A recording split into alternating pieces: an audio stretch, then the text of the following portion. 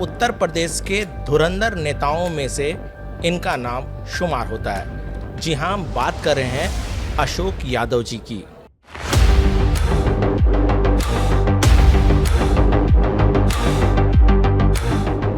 मेरे ख्याल हिंदुस्तान में अकेला यादव था जो कभी मुलायम सिंह के साथ नहीं रहा, कभी मायावती के साथ नहीं रहा। नेवर। अंधेरे कबूल थे मुझको तमाम उम्र, लेकिन मैं जुगनुओं की खुशामद न कर सका। अब मुख्यमंत्री तो कोई भी बन सकता है, लेकिन ये बड़े बनना तो हमारे हिस्से में आता है। कुछ थ्रेट वगैरह भी मिल रहा था उसमें? थ्रेट बराबर मिली। कह रहे कि कराची वाले भी जो थे वो कहीं ना कहीं मुलायम सिंह यादव के बिल्कुल हितैषी थे। बिल्कुल सब थे हितैषी। कोई ऐसा बड़ा गुंडा नहीं था जो उनकी पार्टी में नहीं था। आप किसी का भी नाम लो, कोई अतीक, मुख्तार अंसारी, ये सब ये क्या थे? वो जेल में रहे जो जिंदगी भर। तो अतीक अहमद एक कोई कुत्ता मिलवा रहे हैं जिससे मुलायम सिंह का हाथ मिलवा रहे हैं। Can you imagine this thing? उनके फोटोग्राफ हैं। ये कहते हैं जी पीडीए है, पिछड़ा दलित अल्पसंख्यक। इसमें 20 तो आपके घर के हो गए, इसमें दूसरा पिछड़ा कहाँ है? अखिलेश का मुझे एक और डाउट लगता है, ये भी बहुत पढ़ा लिखा आदमी नहीं। इंटर के बाद इनके ट्रेसेस नहीं मिलते हैं, कहाँ ये पढ़े क्या हुआ। आप डिग्री मांग के देखिए, अगर उनमें दम होता तो मुझे ही हरा के देख लेते। अखिलेश यादव को कहाँ आप देखते हैं? Akhilesh Yadav will lose this election very badly. तो योगी जी ने लॉ एंड ऑर्डर जिस तरह से संभाला है वो बड़ी चीज है। बड़े सूबे में ये बड़ी चीज है। जैसे मैं कूदने लगा हेलीकॉप्टर ब्लास्ट हो गया। पहले कोई हेलीकॉप्टर उठता था तो कहते थे अरे देखो नेताजी जा रहे हैं। फिर वो ये होगा नहीं अशोक यादव जा रहे हैं। वो है ना कि वाकिफ कहाँ जमाना हमारी उड़ान से, और थे जो हार गए आसपास। नमस्कार, आज हमारे साथ एक खास मेहमान हैं जो उत्तर प्रदेश के धुरंधर नेताओं में से इनका नाम शुमार होता है। जी हाँ, हम बात कर रहे हैं अशोक यादव जी की। अशोक यादव उत्तर प्रदेश में मंत्री रह चुके हैं और मुलायम सिंह यादव से इनकी अदावत काफ़ी फेमस कही जा सकती है। अशोक यादव जी, आपने समय निकाला, बहुत शुक्रिया। Thank you very much. ये बताइए कि मुलायम सिंह यादव और ख़ास तौर पर अखिलेश यादव, चूँकि देखिए सवाल इसलिए है क्योंकि चुनाव होने हैं। कहा जाता है कि ये जो मुलायम सिंह यादव के फैमिली हैं, अखिलेश यादव की फैमिली है, वो यादव और मुस्लिमों की सबसे हितैषी पार्टी है। इसको आप कैसे देखते हैं? मैं उस पर आता तो हूँ, लेकिन मैं शुरुआत इससे करना चाहता हूँ कि इबादतों की तरह मैं ये काम करता हूँ। मेरा उसूल है सबसे पहले झुककर सलाम करता हूँ, और मुझे खुदा ने इनायत बख्शी है और सबसे पहले इसलिए आपसे सलाम करता हूँ। और यहाँ से शुरू करता हूँ कि सुकून दिल के लिए कुछ तो एहतमाम करूँ, ज़रा नज़र जो मेरे फिर उन्हें सलाम करूँ। मुझे तो होश नहीं, आप मशवरा दीजिए, कहाँ से छेड़ूं फसाना, कहाँ तमाम करूँ। वाह सर वाह। ये जो मसला है ये इसलिए है कि मैं शायद नॉर्दर्न इंडिया में अकेला यादव था जो कभी मुलायम सिंह के साथ नहीं रहा, कभी मायावती के साथ नहीं रहा। और एक दौर आया ऐसा कि मुझे इंडिपेंडेंट इलेक्शन लड़ना पड़ा ना। मुलायम सिंह जी पहली दफ़ा हमारे शिकोहाबाद के रहने वाले, और मैं भी शिकोहाबाद का रहने वाला। 1916 में यादवों ने मिल के ऑफ कोर्स 4 डिग्री कॉलेज बनाए हिंदुस्तान के, जो सबसे बड़े कॉलेजेस थे 1916 में, before independence. Ahir college Shikohabad, Ahir college Rewari, Ahir college Machilipatnam, Ahir college Madurai. ये मुलायम सिंह जी चूँकि वहीं के रहने वाले थे, हमारे यहाँ पढ़ते थे और फीस न देने वालों की लिस्ट में थे। ये घर वालों से क्या अदावत हुई मुझे नहीं मालूम। हमारे यहाँ एक फ़ौज में थे हमारे अंकल, उनसे कुछ बहस हो गई। वो सारे उनको, जो उत्तर प्रदेश का मुख्यमंत्री होता है, उसे थोड़े दिन बाद अगर कोई ना हो तो उसे लोग कहने लगते हैं उसके इर्द गिर्द, साहब आप लाल किले की तरफ देखिए ज़रा, वहाँ झंडा फहराना है। और ये एक आध दो लोगों को छोड़ दो, सबको गुमान हो जाता है कि शायद मुलायम सिंह उसी फेज़ में चल रहे थे। उन्होंने सारे हिंदुस्तान के यादवों को बुलाना शुरू करा, हमारे लोगों को बुलाया, आ नहीं रहे थे वो लोग, मुश्किल से आए। तो हमारे एक फ़ौज में थे ऑफिसर, तो उनसे उन्होंने कहा कि पता नहीं क्या बात हुई, बहरहाल वो झंझट हो गया। उन्होंने कहा कि अब मेरे से बड़ा कौन है भाई, अब यादव में। उन्होंने कहा नहीं, बड़े आप नहीं, बड़े तो हम हैं, हमारे स्कूल में आप बिना फीस दिए हुए पढ़े। अब मुख्यमंत्री तो कोई भी बन सकता है, लेकिन ये बड़े बनना तो हमारे हिस्से में आता है। तो उसका बात का बहुत बुरा मान गए। उन्होंने कहा अच्छा ठीक है, मैं शिकावा चुनाव लड़ने आऊँगा तब देखेंगे। हिंदुस्तान का कोई चीफ मिनिस्टर 3 जगह से आप सुनोगे नहीं इतिहास में। निधौली जसवंत नगर लड़ रहे थे मुलायम सिंह, शिकोहाबाद आए अदावत के लिए। किस साल की बात है? 93 की बात है, 93। तो मैं तो निर्दलीय लड़ने को तैयार था, लेकिन मुझे किसी ने कहा कि भाई कोई टिकट ले लो। मस्जिद गिर चुकी थी तो सबसे आसान टिकट कांग्रेस की थी। राइस पायलट मुझे जानते थे, मैं टिकट लेने गया तो उन्होंने कहा भाई देख, अपने को बचाना, हम तो सब लोग मुलायम सिंह के दोस्त हैं, मैं सलमान को, तेरे प्रचार में कोई नहीं आएगा तू। हम गए ही नहीं थे उसके लिए, हमको तो एक पार्टी चाहिए थी जो 2 पुलिस वाले मिल जाएं। मुझे भी नहीं लगता था इलेक्शन इतना। हाँ, बीबीसी लंदन उसको कवर करने आया था, और टीएन सेशन साहब ही वो द चीफ इलेक्शन कमिश्नर। शुरुआत में तो मुझे नहीं लगा कि ये ऐसी बात हो पाएगी, लेकिन एक मेरे जज्बा था। मैं इलाहाबाद यूनिवर्सिटी का पढ़ा था। I did my intermediate from Lucknow Christian college, graduation from saint John's, and then I went to do my law from Allahabad university. तो मुझे ये तो पता था। तो यहाँ से मैं ये बात ये भी कहना चाहता हूँ कि अंधेरे कबूल थे मुझको तमाम उम्र, अंधेरे कबूल थे मुझको तमाम उम्र, लेकिन मैं जुगनुओं की खुशामद न कर सका। मेरे घर वालों का भी ऐसा ही मिजाज था। तो ये हुआ कि भाई लड़ा जाए। तो बड़े दिनों तो सिक्योरिटी का सिलसिला बना रहा। खैर ये था कि हो सकता है, मुझे अगर ये गुमान होता कि मैं वहाँ तक पहुँच जाऊँगा जहाँ तक मैं पहुँचा। लुब्बे लुबाब ये हुआ कि वो मिजाज में ये बात भी थी कि जुल्म के सामने मत सर को झुकाए रखना, कुछ भी हो जाए मगरान बचाए रखना, ख्वाब कैसे भी सही फिर भी हंसी होते हैं, अपनी पलकों पे कोई ख्वाब सजाए रखना। लेकिन यादव साहब एक सवाल उठता है, आप टोक रहा हूँ आपको। 93 के वक्त में मुलायम सिंह यादव बड़े नेता के तौर पर इस्टेब्लिश थे, तो आपको डर नहीं लग रहा था किसी तरह का आपको कि आप जाकर के उनके गढ़ में आप चुनाव लड़ने जा रहे हैं, आपको लड़ाना चाह रहा है? मैं डर सकता था अगर वो कहीं और के रहने वाले होते। मैं डर सकता था अगर वो मेरे कॉलेज में बिना फीस दिए हुए न पढ़े होते। मैं डर सकता था अगर मेरे यहाँ के, बहुत क्या बताऊँ आपको, तो कोई डर इसलिए नहीं था कि उनके बारे में सबको पता था क्या है। तो मुझे, और मेरी फैमिली बड़ी फैमिली थी यादवों की। मेरी एक चचा जात थे, उनकी बिटिया ब्याही थी राव वीरेंद्र सिंह यादव को, he was chief minister Haryana. वो मेरे खिलाफ प्रचार करने आए थे। वो खैर अलग बात है। मैं आपसे ये बात करता हूँ कि जब चुनाव हुआ मुझे ये अंदाज़ा नहीं था कि यहाँ तक पहुँच जाएगा। कुछ थ्रेट वगैरह भी मिल रहा था उसमें? थ्रेट बराबर मिले, थ्रेट में कोई कमी नहीं थी। मैं अगर 4-5 घंटे प्रचार करता था। मैंने बार बार आपसे कहा, मेरे ख्याल हिंदुस्तान में अकेला यादव था जो कभी मुलायम सिंह के साथ नहीं रहा, कभी मायावती के साथ नहीं रहा, नेवर। बल्कि मैं इंडिपेंडेंट एमएलए भी रहा। तो जब लड़ा, लड़ते लड़ते खौफ तो मुझे नहीं था क्योंकि वो वहीं के रहने वाले थे। जब वो नतीजे निकले तो 39,000 समथिंग वोट मुझे मिला और 42,000 उनको मिला। उस समय चुनाव के टाइम पे किसके किसके थ्रेट आए कि आप चुनाव क्यों लड़ रहे हैं? ये यहाँ हिंदुस्तान में तो जितने गैंग थे वो तो सब आ ही गए थे। ये सतबीर गुजर गैंग, त्यागी गैंग, हमारी बिरादरी का भी, तो वो सब लोग पीछे पड़ गए। लेकिन मैंने बताया कि मैं बहुत बड़ी फैमिली का था। और मज़े की बात देखो, जनेश्वर मिश्रा साहब और राव वीरेंद्र सिंह यादव जो हरियाणा के चीफ मिनिस्टर थे, वो भी मेरे ब्रदर इन लॉ थे। ताऊ जी की बिटिया भी आई थी, हमारे घर के ख़ानदान के थे। वो आए तो उनके साथ 80 गाड़ियाँ आई बिना नंबर की। तो लोगों ने डाउट किया, बोले यहाँ ये गाड़ियाँ इतनी कहाँ से आ गई आपके पास? बोले सच सच बता दो आप। उनको भेंट दी 8-7 लाख रुपया।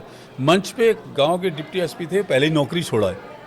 उन्होंने कहा आप बताओ क्यों आए? बोले हमको मुलायम सिंह ने कहा है कि राज्यसभा में भेज देंगे। बोले आपको मुलायम सिंह ने कहा आप हमारे बेटे को हराने आ गए?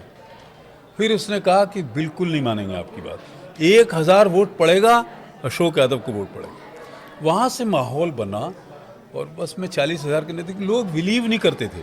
और जितने हिंदुस्तान के गैंग थे उस वक्त, ऐसा उस वक्त मुलायम सिंह की पार्टी में क्या क्या मैं बात बताऊं, ये अतीक, मुख्तार अंसारी, मुन्ना, और कोई गैंग देशी वाले भी नहीं थे, जो मेरे ख्याल 20-25 ऐसे थे तो इनके पास 50-50 केसेस थे।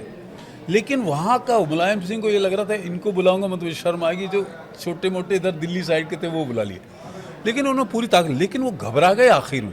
तब उन्होंने राव बीरेंद्र सिंह यादव को, जो हरियाणा के चीफ मिनिस्टर थे, उनको बुलाया, लेकिन वो भी फिर सामना नहीं कर पाए सवालों। लोगों ने बहुत बुरा माना, उसका एंटी रिएक्शन हो गया, उसकी वजह से आई रीच्ड 40,000। उसके बाद जो हुआ वो आप, so that is a history. फिर अटल बिहारी वाजपेयी जी को लगा कि वो तो वहीं बटेश्वर के रहने वाले, सौरीपुर है एक जगह जहाँ नेमिनाथ जी जो तीर्थंकर हुए जैनियों के 22वें, कुंती वहीं के रहने वाली, कृष्ण भगवान के फर्स्ट कजिन थे वो। तो अटल जी सब जानते थे। अटल जी ने कहा भाई बीजेपी ज्वाइन कर लो। तो कल्याण सिंह जी भी थे उस वक्त वहाँ, उन्होंने कहा वो बीजेपी का तो साहब हमारे यहाँ वोट नहीं है।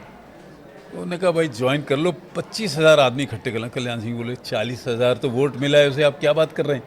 बोले मुलायम सिंह वहाँ से एमएलए हैं, वो वोट नहीं पड़ने देंगे, आगे रैली नहीं होने देंगे। खैर दैट इज़ द रिकॉर्ड, अपने मुंह से क्या कहूँ मैं। वो हिंदुस्तान की सबसे बड़ी रैली थी, लोग बताते हैं 3-4 लाख लोग आए, मैं कहता हूँ 50,000 कम भी कर लो आप, but even then that was the biggest rally. तो अटल जी को ये लगा कि भाई अब इससे बड़ा यादव तो मेरे हाथ आने से रहा। फिर सरकार बनी, हम और मायावती के कॉम्बिनेशन था। तो अटल जी ने बहुत कोशिश करी कि मैं नंबर 1 के बाद नंबर 2 बन जाऊं, लेकिन उस वक्त के जो चीफ मिनिस्टर थे वो भी मुलायम सिंह से मिले थे। जितने हमारे चीफ मिनिस्टर थे सब मुलायम सिंह। मेरे चुनाव प्रचार में चाहे मैं एमएलए लड़ा, कोई आदमी नहीं प्रचार करने आया। मैं पार्लियामेंट एक बार मैं मुलायम सिंह खिलाफ लड़ने गया, कोई नहीं आया। तो ये एक अनफॉर्चुनेट पार्ट था। अच्छा अशोक जी, एक सवाल है कि आपने अभी कहा कि उस दौर में मुलायम सिंह यादव तमाम जो उत्तर प्रदेश के जो गुंडे थे, माफिया थे, उनके साथ उनकी अच्छी साठगांठ थी, उनके संबंध थे। उसके पीछे क्या आप रीजन ये था, जी मुलायम सिंह ने मैक्सिमम चुनाव बूथ डंप करके जीते, पूरा डंप कर लेते थे। कई कई जगह तो जब आते थे पोलिंग वाले कि भाई अब यहाँ कितना रह गए, बोले कुछ नहीं रहा, यहाँ पड़ गए वोट। ये मैक्सिमम जगह मुलायम सिंह ने किया और ऐसी ऐसी बूथ कैप्चर कराए कि इसीलिए उन्होंने मैक्सिमम जितने क्रिमिनल्स थे उत्तर प्रदेश के वो सब उनकी पार्टी में थे। आप नाम कहीं से पता कर लेना, उनके लिए आपका क्या अपना वक्त बर्बाद करना। कोई ऐसा बड़ा गुंडा नहीं था जो उनकी पार्टी में नहीं था। आप किसी का भी नाम लो, भाई अतीक, मुख्तार अंसारी, ये सब ये क्या थे, वो जेल में रहे जो जिंदगी भर, और भी बहुत से नाम हैं। वो रखते ही इसीलिए थे कि ये बूथ कैप्चर कर लेंगे, बूथ कैप्चर, और होता था बूथ कैप्चर को। आप गए ना, आपके वोट तो पड़ गए, घर जाओ। It was started by Mulayam Singh in northern India. जब मतलब जैसे ये आप कह रहे हो कि ये जो बूथ कैप्चरिंग, बूथ लूटना, he Mulayam Singh was the pioneer of this industry. नहीं तो एक बात बताइए कि अतीक अहमद के साथ उनके किस तरीके के संबंध थे, क्योंकि आपने कहा कि क्या उनका आप बराबरी ये सुनो ना, अतीक अहमद के वो घर गए तो अतीक अहमद एक कोई कुत्ता मिलवा रहे हैं जिससे मुलायम सिंह का हाथ मिलवा रहे हैं। Can you imagine this thing. उनके फोटोग्राफ हैं, आप देखो कहीं हिस्टोरिकली मिल जाएंगे। Can you imagine this thing, chief minister का हाथ उनसे मिलवा रहे हैं। तो सोचिए आप वो गुंडों को क्या समझते थे। कोई कर सकता है चीफ मिनिस्टर ऐसा? आपके गैर आप कुत्ते का हाथ मिला रहे, फोटो है उसका। उनका पक्का भरोसा था और हमको इसलिए उन्हें लगता था कि भाई ये फैमिली अगर आ गई, उनका नॉमिनेशन और मैंने एक साथ किया, उनके नॉमिनेशन में मुश्किल से 2,000 आया, मेरे नॉमिनेशन 30-40 हज़ार लोग आए। तो ऐसा नहीं था, वो अलग बात है। मैं एक दूसरी बात कहता हूँ, कभी वो मंडल के समर्थक नहीं रहे। अब मुझे आप एक बात बताइए, ये प्राइम मिनिस्टर ने जो पार्लियामेंट में कहा अखिलेश से कि ये तो हमारी मदद करते रहते हैं, उसके बाद मुसलमान रुकेगा? आजम खां की कोई मदद नहीं करी इन लोगों ने, कोई मदद नहीं करी। मैं इसके आगे बोलना नहीं चाहता हूँ। बर्क साहब के यहाँ तब गए जब उनकी डेथ हो गई, संभल के इशू पे कुछ नहीं। भाई आपको वोट मिल रहा था और कोई शीन काफ से मतलब नहीं है। अब मैं एक बात बताता हूँ, ये किस पीडीए की बात करते हैं ये लोग। राइट। आप मुझे बताइए पीडीए किस पर करते हैं। मैं आपको एक लिस्ट दिखाता हूँ, ये रेयर होगी आपके लिए। ये हिल कवर, ये देखिए, ये कहते हैं जी पीडीए है, पिछड़ा दलित अल्पसंख्यक। इसमें 20 तो आपके घर के हो गए, इसमें दूसरा पिछड़ा कहाँ है? हमारे यहाँ यादवों में दो, जैसे सिया सुन्नी होते हैं, हमारे यहाँ यादवों में घोसी और कमरिया होते हैं। तो हम लोग घोसी हैं और मुलायम सिंह कमरिया हैं। उनकी जो सबकास्ट है उसके 15% वोट है यादवों में, हमारे 85% है। ये लिस्ट आपके लिए नई होगी। नहीं नहीं, बिल्कुल। जो आप नाम ले रहे हैं, अगर उसको सिर्फ पढ़ दें तो मुलायम सिंह यादव, अखिलेश यादव, राम गोपाल यादव, डिम्पल यादव, धर्मेंद्र यादव, अक्षय यादव, तेज प्रताप लेते जाओ। यादव, शिवपाल सिंह यादव, अंशुल यादव, संध्या यादव, मृदुला यादव, तो ये तो लंबा 20 लिस्ट, लोग ये हैं। लंबा लिस्ट आप लेकर आए हैं। कौन सा इसमें दूसरे पिछड़े के लिए कहाँ है अशोक गुंजाइश? जी, ये तो कहते हैं कि मुसलमानों की हित ऐसी पार्टी नहीं, है। आप पिछड़े करते ना, वो हाँ। बनाया पीडीएफ इसलिए। अखिलेश का मुझे एक और डाउट लगता है, ये भी बहुत पढ़ा लिखा आदमी नहीं, इंटर के बाद इनके ट्रेसेस नहीं मिलते हैं, कहाँ ये पढ़े क्या हुआ। आप डिग्री मांग के देखिए कभी, आई एम 100% डाउटफुल। नहीं तो आप इतना बेवकूफ़ी का स्टेप नहीं लगते, पीडीए बना दिया। तो सोचते तो सही, पिछड़ा। अब सोचिए 6 MP आपके घर के हैं, भाई भतीजे सब, उनका एड्रेस एक, होम एड्रेस सबका सैफई है, और 5 वो 6वें राम गोपाल को लगा लीजिए, होम एड्रेस सबका सैफई, जाति गोत्र एक। हम लोगों के यादवों में मैंने बताया 85% हम घोसी हैं और 15% कमरिया, 6 कमरिया हैं वो 15% में। अब इसमें पिछड़ा बताइए कहाँ है पिछड़ा? कहाँ गया कुर्मी, कहाँ गया गुजर? एक छोटी सी रैली कर ली, उसका इतना तमाशा बनाया, कहाँ है इसमें? कहाँ दलित है? आप क्या सोचते हैं मायावती जी की रहने के पर ही कोई दलित आ जाएगा इनके यहाँ?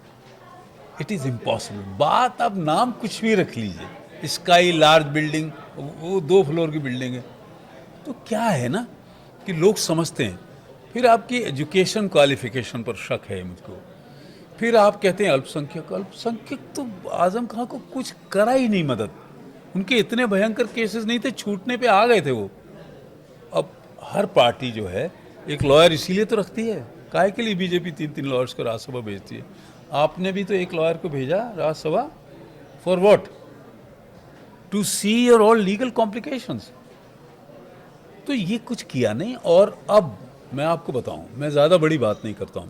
मैं अभी कल परसों, I don't remember the date, 3 तारीख को मैं संभल के बगल में अमरोहा है, वहाँ एक बहुत मुस्लिम बड़ी फैमिली है, उन्होंने एक हॉस्पिटल बनाया, बड़ा हॉस्पिटल बनाया। वो मुझे जानते थे, उन्होंने कहा नहीं साहब आपसे इनॉग्रेट कराएंगे। उसमें इतना मुसलमान आया, सबसे मैंने बात करी, बोले साहब हम तो आपकी बात सुनते रहते हैं, हमको अब यकीन नहीं है अखिलेश पे, जब से पार्लियामेंट में मोदी जी ने कह दिया ये तो हमारी मदद करते रहते हैं। ये this is the latest thing. आप क्या जवाब दोगे? आप पार्लियामेंट में जब उन्होंने कह दिया तो कुछ बचा आप कहने के लिए? तो मुसलमान जाएगा, 100% जाएगा। यादवों में हम 85% हैं। मैं तो इटावा गया था, एक लड़के ने, घोसी ने सुसाइड कर लिया, उसके घर नहीं आए। मैं गया तो उसके बाद माउथ सेव नहीं कर पाए। मेरे यहाँ सब्जी मंडी में आग लगी वहाँ। अब मैं आपको एक बात बताता हूँ, आज ये बहुत चर्चा में है बात। योगी जी ने अभी ये 2 केसेस हुए, एक हमारे शुकाबाद में हुआ, एक ये गाजियाबाद में हुआ। मैं आपको बताऊं, आप लोग कहते हैं कि साहब ये कानून क्यों हाथ में लेते हैं? मुझे आप ये बताओ, सब डिविजनल मजिस्ट्रेट होता है साहब, उसको मजिस्ट्रियल राइट होते हैं, वो एक दिन बैठता है ना अदालत करने। डिस्ट्रिक्ट मजिस्ट्रेट होता है। Why not chief minister? Why not chief minister? Chief minister तो सूबे का मालिक है, उसको क्यों नहीं ये अधिकार है? क्यों उसको ये अधिकार नहीं है कि वो फैसला 24 घंटे में ले? जब एसडीएम ले सकता है, कलेक्टर ले सकता है, तो सूबे का मुख्यमंत्री क्यों नहीं ले सकता? और अब किसी को इतनी देर यकीन नहीं है कि हमको न्याय मिल पाए। योगी जी ने जो किया 24 घंटे में, एक गाजियाबाद में किया, एक हमारे यहाँ शिकोहाबाद में किया, वही डिमांड है। अगर कलेक्टर एक दिन 2 दिन मजिस्ट्रेट हो सकता है, अगर एसडीएम 1-2 दिन मजिस्ट्रेट हो सकता है, तो why not chief minister? Chief minister को क्यों अधिकार नहीं है? भाई एसडीएम से और कौन नीचे जाओगे आप? वो भी तो एक मजिस्ट्रेट होता है, फैसले करता है ना कानूनी, कलेक्टर करता है ना, वाई नॉट चीफ मिनिस्टर? नहीं, एक बात जो आपने अभी कहा कि मुसलमानों का मोह भंग है समाजवादी पार्टी जी। से, आप सिर्फ एक इंसिडेंट देखकर बोल रहे हैं या आपको लगता है वाकई कि उत्तर प्रदेश में मुसलमानों को ये समझ आ रहा है कि समाजवादी पार्टी सिर्फ उनका इस्तेमाल करती रही है, कोई फ़ायदा अब तक, क्योंकि अगर नेताओं के लिए जिस तरह से आपने दिया, कोई मुस्लिम नेता तो दिखते नहीं है समाजवादी पार्टी में। देखिए, अब इन्होंने हार के अभी एक लेटेस्ट बात कही है, अगर आपको थोड़ा ध्यान हो, कि हम मुसलमान को डिप्टी चीफ मिनिस्टर बनाएंगे। राइट। मेरी जान 32-33 साल हो गए पार्टी को बने हुए, आपने आज तक तो ये बयान नहीं दिया। आप ये बयान कब देते हो? मायूसी में देते हो। आप ये बयान कब देते हो? जब सब कुछ लूज हो रहा होता है। पहली बार 32-33 साल में आपको ये ख्याल आया कि आप मुसलमान को डिप्टी चीफ मिनिस्टर बनाओगे? सिर्फ इसीलिए तो रोकने के लिए आपने आज से पहले, इसमें कहाँ डिप्टी चीफ मिनिस्टर की गुंजाइश है? कहाँ है? आपके घर के 5 MP 6 MP कहाँ हैं आपके पास? क्यों पीडीए की बात कर रहे हो? तो वो तो एक्सपोज हम लोग करेंगे ना। ये लिस्ट आपने आज से तो पहले कभी देखी नहीं होगी। हमसे है ना दुश्मनी कट टू कट। मैं 2007 में, मैं तो ये आरक्षण लड़ा, आरक्षण की तो बात मैंने अभी आपको बताई नहीं। आरक्षण बीजेपी गवर्नमेंट में 27 से काट के 7 कर दिया। सर, उस पर बात कर लेंगे आराम से। हाँ। मैं जानना चाह रहा था कि मुलायम सिंह यादव जिस तरीके की शख्सियत उनकी रही, अगर अखिलेश यादव से अगर हम तुलना करें, कई तरह की खामियां हैं, कई तरह की अच्छाइयां हैं मुलायम सिंह यादव में। उन्होंने लंबे वक्त तक उत्तर प्रदेश में शासन किया है। अब उनकी लेगेसी को अखिलेश यादव आगे बढ़ाने की कोशिश कर रहे हैं, कितना? देखिए, उसके मैं तुलना इसमें में- एक बात बताता हूँ।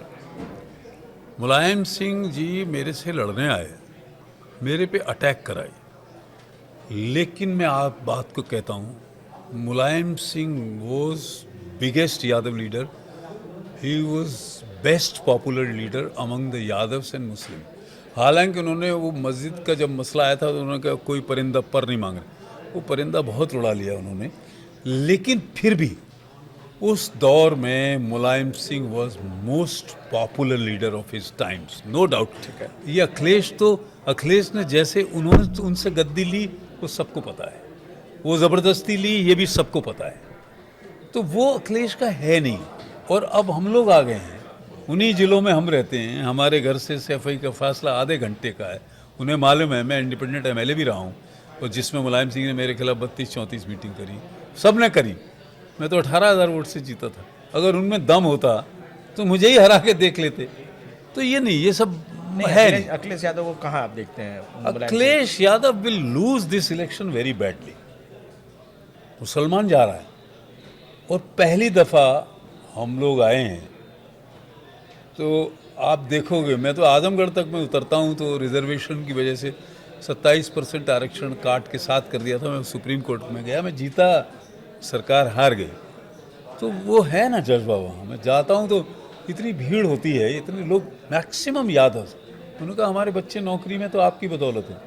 मैं एक बात बताता हूँ, महाराणा प्रताप, मान सिंह तो थे अकबर के साथ, he was governor of Afghanistan, ये उनके कजिन थे महाराणा प्रताप, फर्स्ट कजिन, चित्तौड़गढ़ के राजा। तो अकबर ने लड़ाइयाँ कम करी, सबसे कम पढ़े लिखे थे, लेकिन उनकी GDP 24% थी। Can you imagine? अकबर ने कहा वो स्कूल ही नहीं गए। उन्होंने कहा यार मान सिंह अपने भाई से बात कराओ। बात हुई, महाराणा प्रताप ने कहा साहब ये, बोले ये गवर्नर हैं अफगानिस्तान के, इनसे कुछ सीखो यार। इनको 500 की मनसबदारी, 500 की मनसबदारी का मतलब होता है 500 गांव का लगान आपको दिया जाएगा, प्लस अफीम का पैसा दिया जाएगा। उन्होंने कहा साहब ऐसा है, राजपूताने का जिस दिन इतिहास लिखा जाएगा, मान सिंह का नाम नहीं लिखा जाएगा, महाराणा प्रताप का लिखा जाएगा। महाराणा प्रताप छोड़िए, उसके चेतक घोड़े का भी इतिहास है, उस पर भी रोज 3000 मालाएं चढ़ती। वही मैं कहता हूँ, आरक्षण लड़ने के बाद अगर कभी इतिहास में दर्ज हो चुका हूँ। ये मिनिस्टर कैसा रहे, क्या हुआ, हम लोगों का नाम लिख चुका है। महाराणा प्रताप छोड़ दो, चेतक पे जितनी माला चढ़ती है उसमें मुझ पर रोज चढ़ती है, नौकरी वाले चढ़ाते हैं। आई फील प्राउड आउट नहीं, ऑफ दैट। फिर से मेरा वही सवाल है जी, कि अखिलेश यादव बड़े दमखम के साथ उत्तर प्रदेश में फिर से किस तरीके से जीत हो योगी सरकार को हराने के लिए, फिर से वो दमखम के साथ मैदान में उतरने वाले। मुलायम सिंह यादव की अपनी शख्सियत रही है, उस जगह पर आपको लगता है कि उस शख्सियत को ये आगे बढ़ाने लायक हैं या नहीं है? देखिए, अगर मैं एब्रप्टली कहूँ आपको, मुलायम सिंह के तो कहीं दूर दूर तक नहीं है। मुलायम सिंह के लिए दीवाना था मुलायम सिंह मुसलमान, इनके लिए कोई दीवानी, ये कहीं गए नहीं है, कहीं नहीं गए। और अपनी बिरादरी में अब मैंने सब खोल के बता दिया है, तो अब उनको डाउट है। मैं तो प्रचार ही वहीं से पहले दिन तो उन्हीं के यहाँ जाऊँगा ना, इटावा, और वो जब मैं जाऊँगा तो आपको मंदिर दिखाई देगा। अब उन्हें हम लोगों से भी थ्रेट है, और उन्हें मालूम है कि मैं बहुत बड़ी बात नहीं करता हूँ कि उनकी सपोज 25-30 सीटें मैं उनको जीतने नहीं दूंगा। हो सकता है मैं भी ना जीतूं, लेकिन जीतने उनको भी नहीं दूंगा। मैं ये आपके चैनल पे आज कह के जाता हूँ, that would not be less than 30 seats. 30 seats का अनूप जी मतलब समझ लीजिए 60 सीटों का नुकसान। 60 का नुकसान हो जाए, फिर कहाँ आप कहाँ बचोगे? अच्छा अशोक जी, एक सवाल है कि Please. आपने मुलायम सिंह यादव की जो सरकार थी उसको देखा, हाँ, उसके बाद अभी आप योगी आदित्यनाथ जिस तरीके से सरकार चला रहे हैं उनको आपने देखा, किस तरीके से अंतर देखते हैं दोनों की सत्ता चलाने को लेकर? देखिए, मैं एक बात बताता हूँ आपको। उत्तर प्रदेश जितना बड़ा सूबा होता है ना, इजराइल बनेगा उसमें 50 से ज़्यादा, उनकी तो 1 करोड़ भी आबादी नहीं है। उत्तर प्रदेश का मैक्सिमम प्रॉब्लम है लॉ एंड ऑर्डर। 25-26 करोड़ का प्रदेश, और उसमें ऐसा माहौल बना हुआ है, तो law and order is the first priority of that state. अभी हमारे यहाँ रात में लोग ट्रैवल कर रहे हैं, घूम रहे हैं। लॉ एंड ऑर्डर बड़ी चीज़ है। और अभी ये 2 हादसे हुए जो एक्सीडेंट, जो मानता हूँ मैं, गाजियाबाद एंड शिकोबाद, 24 घंटे तो नहीं लगे। अगर अब वो अदालत जाते, फिर डेट पड़ती। योगी जी की ये बात अप्रिशिएट कर रहे हैं। अच्छा, अदालत में आप नीचे जीते, सुप्रीम कोर्ट में हार गए, उसमें 6 साल लग जाएंगे। तो वो जिसका सब कुछ खो गया, उसे यही स्टाइल ऑफ वर्किंग पसंद है। मोदी जी, योगी जी ने लॉ एंड ऑर्डर जिस तरह से संभाला है, वो बड़ी चीज़ है। बड़े सूबे में ये बड़ी चीज़ है। प्लस उनकी ईमानदारी पे कोई सवाल नहीं, उनके किसी और बात पे कोई सवाल नहीं। एक्शन 24 घंटा, 24 घंटा बड़ी बात है। ये गाजियाबाद का एक्शन लिया, सब लोग तारीफ कर रहे हैं, सब लोग। वो अंदर की कहानी क्या है, हम नहीं इंटरेस्टेड हैं इसमें। हम वो फैमिली जिसका बच्चा गया, उसने कहा औरों पर भी एक्शन करिए। अगर वो जब लग जाता 6 महीने, अगर शिकाबाद में उसको छोड़ देते लड़के को, वो गोली लग 24 घंटे में, सब इस बात से खुश हैं, पूरा सूबा खुश है। मैं रोज़ लोगों से बात करता हूँ। अच्छा अशोक जी, एक सवाल है कि हमने देखा है कि समाजवादी पार्टी कभी कांग्रेस के साथ अलायंस करके चुनाव लड़ती है, कभी अलायंस नहीं करके चुनाव लड़ती है। अगर राहुल गांधी और अखिलेश यादव दोनों साथ मिलकर भी अगर उत्तर प्रदेश में चुनाव लड़ते हैं, तो क्या वो योगी आदित्यनाथ के लिए, एनडीए अलायंस के लिए थ्रेट हो सकते हैं? देखिए, अखिलेश के जो इशारे हैं वो कांग्रेस से साथ बहुत इंटरेस्टेड नहीं है एसोसिएशन में।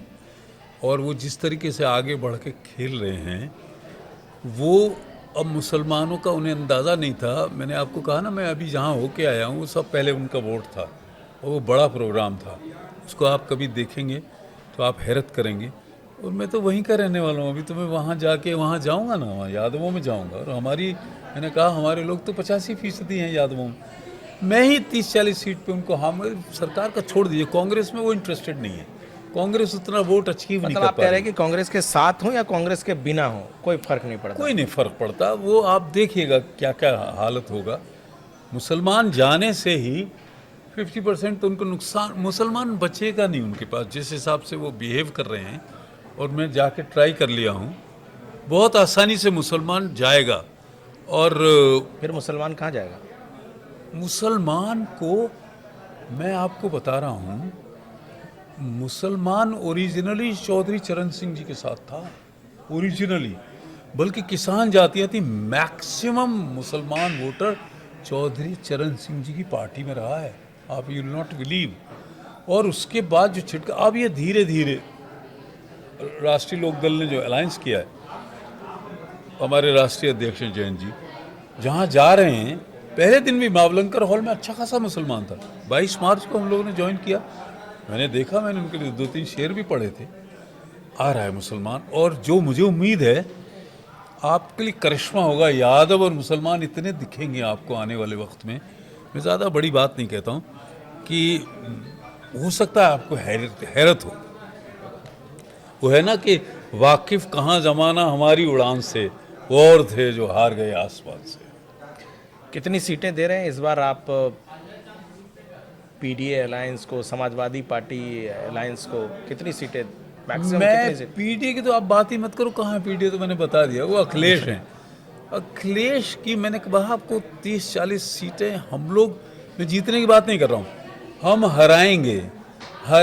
हो सकता है हम न जीत पाएँ, लेकिन उसको 50-60, 30 को दुगना कर दीजिए, 25 को दुगना कर दीजिए, तो सरकार के इम्कानात तो गए। मुसलमान वो देख चुके हैं, मोदी जी ने कहा कि ये तो हमारी मदद करते हैं, मुसलमान तो इसी बात पे निकल गया। जो अखिलेश की पहले हालत थी उसमें 30-40% गिरावट आएगी। मेरा बात 1-to-1 इलेक्शन है, कोई तीसरा आदमी नहीं, इसलिए बार बार उनका नाम लेना पड़ता है मजबूरी में। अगर कोई और पार्टी टू दी इलेक्शन होती, दिखती, तो आप जिक्र नहीं करते फिर उनका। चूंकि सिर्फ 2 ही लोग हैं, 2 ही पार्टिसिपेंट्स हैं, इसलिए हमें मजबूरी में उनका नाम लेना पड़ रहा है। लेकिन बहुत पीछे है शुरुआती तौर पे। और ये जो अभी हम लोग इलेक्शन जीते हैं, वेस्ट बंगाल जीत गए, साउथ जीत गए, अब लग रहा है सब जगह जीत की शुरुआत है। आप ये कह रहे हैं कि पिछले बार जिस तरीके से एनडीए ने परफॉर्म किया था, उससे बेहतर पोजीशन पे इस बार आप लोग चुनाव जीतने वाले हैं? देखो, मैं आपको एक बात बता रहा हूँ जी। मुझे उस पर भी एक शेर याद आता है कि उठो ये मंजरे शब्ताब देखने के लिए, कि नींद शर्त नहीं है ख्वाब देखने के लिए, शर्त नहीं है कोई। लेकिन आप मुस्तकबिल में ये देखेंगे कि ये कहाँ से डिटोरिएट करके कहाँ गिरेंगे। आपकी गिरने की शुरुआत तो इसी से है जब उन्होंने कहा हम डिप्टी चीफ मिनिस्टर बनाएंगे। उन्होंने कहा अभी हम लोगों की परफॉर्मेंस तो अब शुरू होगी ना, हमारी तो सारी मीटिंग, हम कोई वेस्ट में तो रहेंगे नहीं, हमारा सब घर गांव दुकान मोहल्ला सब वहीं है, और यही कॉलेज सामने बना है, सामने मेरा घर है। तो आप देखो हमारे यहाँ से सिर्फ 20 मिनट के 30 मिनट के रास्ते पे मैं जाता रहता हूँ। जैसे मेरी एंट्री होगी आपको खबरें आने लगेंगी, उन्हें हमसे लड़ने में उनकी 60% ताकत खत्म हो जाएगी। जब मैं मुलायम सिंह जी, मैं इंडिपेंडेंट लड़ रहा था रिजर्वेशन के बाद, मैं 18,000 वोट से जीता, किसने क्या नहीं मीटिंग करी। तो जब मुझे वहाँ नहीं रोक पाए वो, तो आप सोचो हम लोग निकलेंगे तो क्या हाल होगा। अब अपने दर्शकों को हम ये भी बता दें कि एक तरफ तो अशोक यादव जी जहां मुलायम सिंह यादव के गढ़ पे जा कर के उनसे अदावत ली, उनसे लोहा लिया, वहीं ये मौत के मुंह से भी वापस आ चुके हैं। एक बहुत ही दिलचस्प वाकया, दिलचस्प तो नहीं कहा जा सकता, एक कह सकते कि करिश्मा हुआ था जब एक हेलीकॉप्टर में थे और उस समय हेलीकॉप्टर का इंजन फेल कर गया, और उसके बाद भी ये जीवित हैं। और बहुत ही कह सकते हैं कि उस समय करिश्मा हुआ था, और खुद आपके से जानना चाहेंगे कि मैं वो क्या। बताता हूँ जी, आपको। जी।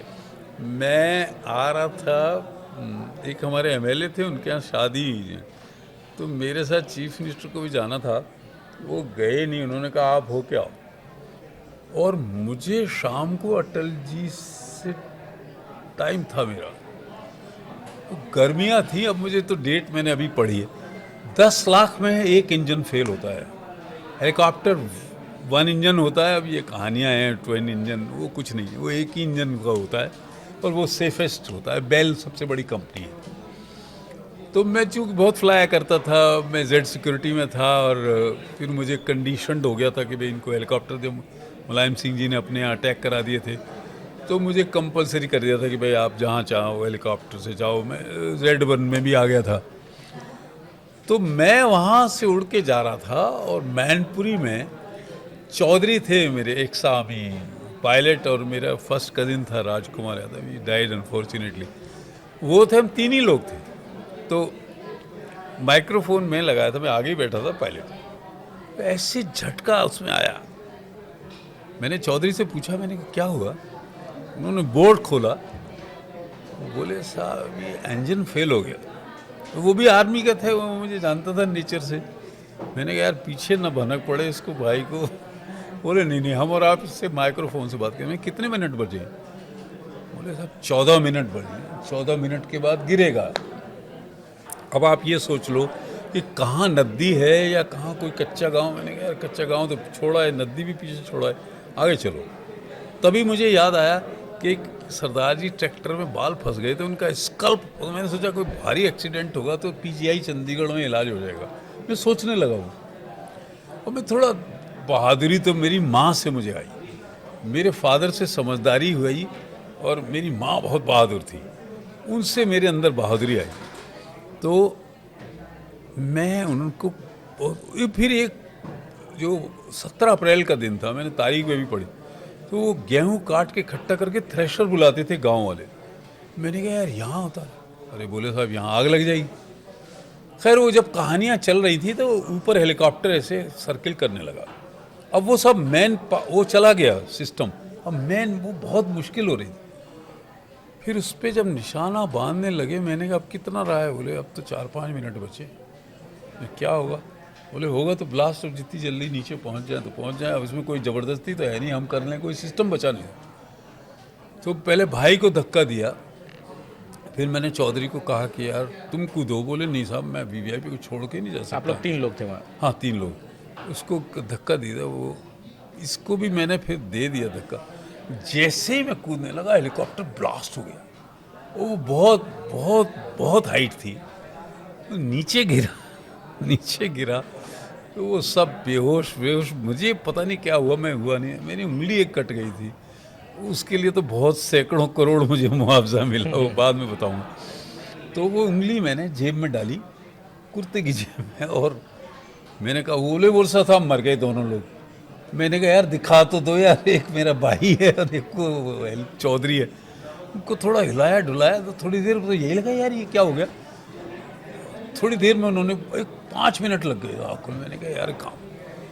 खैर तब तक पूरे वहाँ पता नहीं डीआईजी वीआईजी आए हुए थे, पूरा सर्किल में पूरा भर गया। रेडियो पे ब्रॉडकास्ट हो गया, टीवी में आ गया, helicopter accident and everybody died.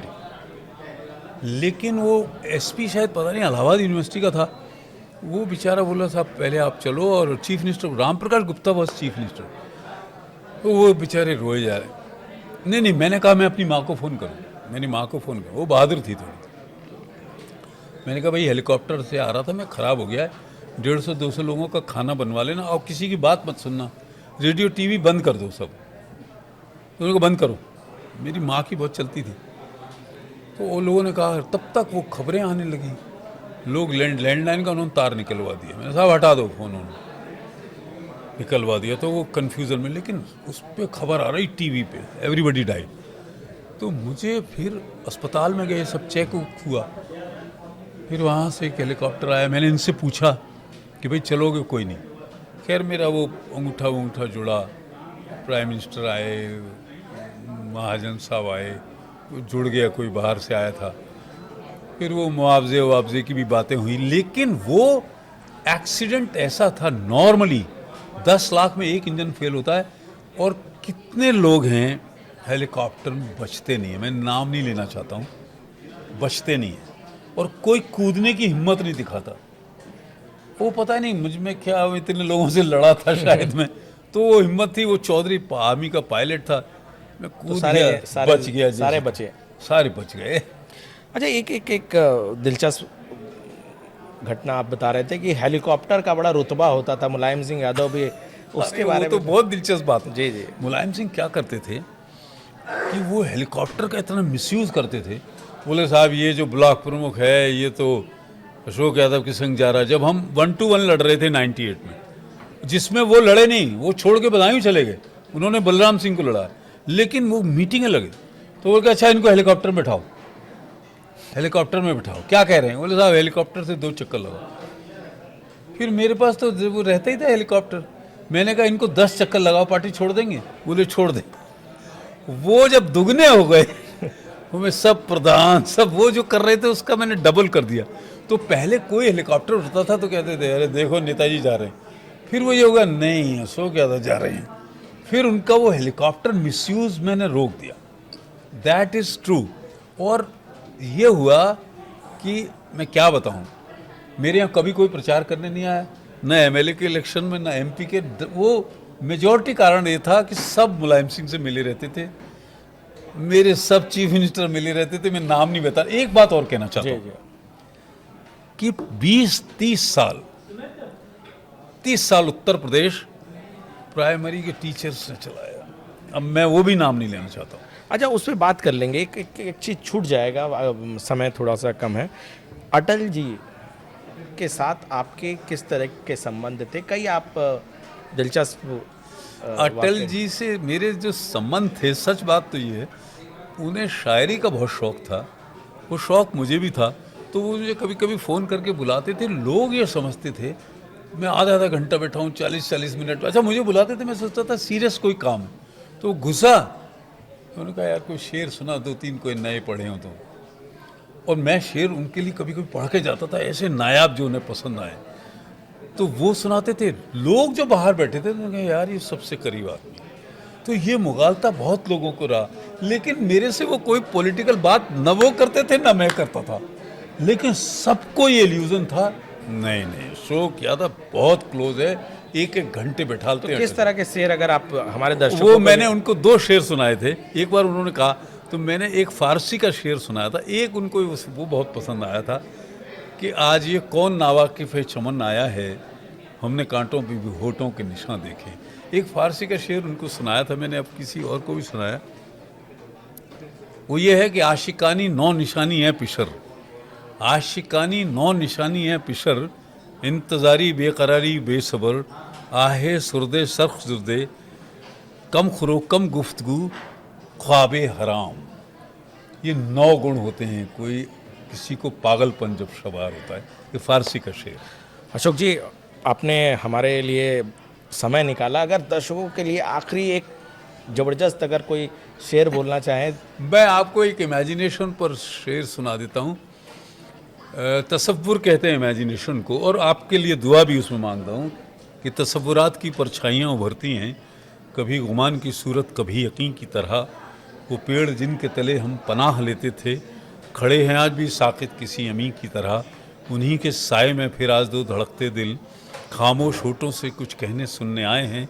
बहुत कशाकश से बहुत काबिश से ये सोते जागते लम्हे चुरा के लाए हैं। यही फ़िज़ा थी, यही रुत, यही ज़माना था, यहीं से हमने मोहब्बत की इब्तिदा की थी। धड़कते दिल से लरसती हुई निगाहों से हुजूर गैब में नन्ही सी इल्तिजा की थी कि आरजू के कमल खिल के फूल हो जाएं और दिलो नज़र की दुआएं कबूल हो जाएं। ये आपके चैनल के लिए, आपके लिए और सभी साथियों के लिए कि आप जो दुआ मांगो वो कबूल हो जाए। धन्यवाद अशोक जी, आपने समय निकाला, बहुत बहुत धन्यवाद। Thank you very much.